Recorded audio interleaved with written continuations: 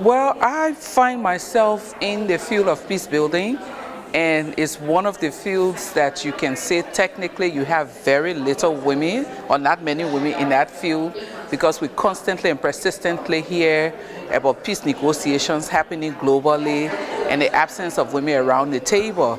And one of the areas of leadership in that field is actually being a negotiator or being a mediator for one huge conflict in the world, and we haven't seen that probably 10 over the last decade. And so I think it's important from where I stand, given the roles that women play in community building, in being nurturers of society and being sustainers of the peace in the communities and in society, it's important for them to also be a part of the leadership spectrum within the field of peace building. I think when it comes to the whole process of building peace, it's about reestablishing legitimacy, it's about reestablishing social order, and it's about redoing societies, especially after violent conflict. And if you're redoing, you're trying to make right, and you have 50% of the population left out of that process, the entire process is illegitimate.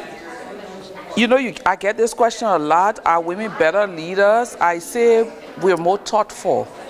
We're more thoughtful in budgeting, we're more thoughtful in social services, we're more thoughtful in dealing with conflict, we're more thoughtful in our healthcare provisions, we're more thoughtful in many things. And because of that thoughtfulness, we're better leaders most times than most men.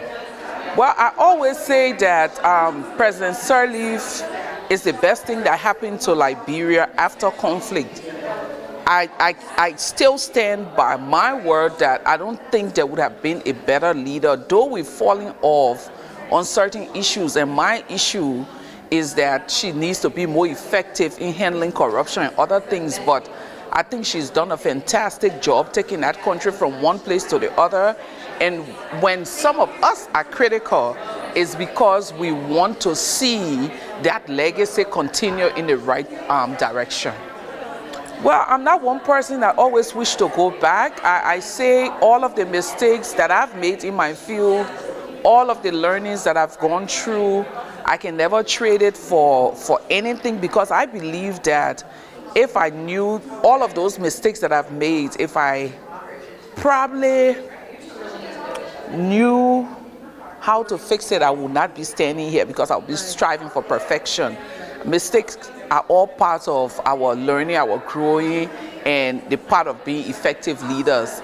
I learned one thing 20 years ago that I'm carrying forever.